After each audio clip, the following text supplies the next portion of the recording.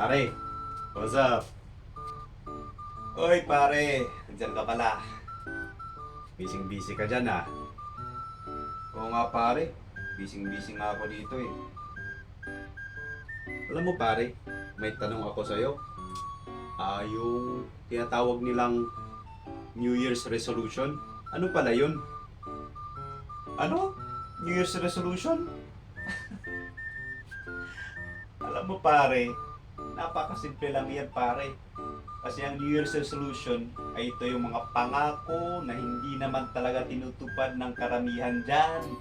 Tulad ng magbagong buhay daw sila.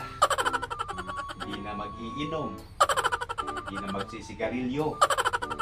Tsaka meron pa yung isa eh. Yung, ano ba to? Yung magda-diet daw sila. Yun talaga ang number one na hindi naman nila ginagawa.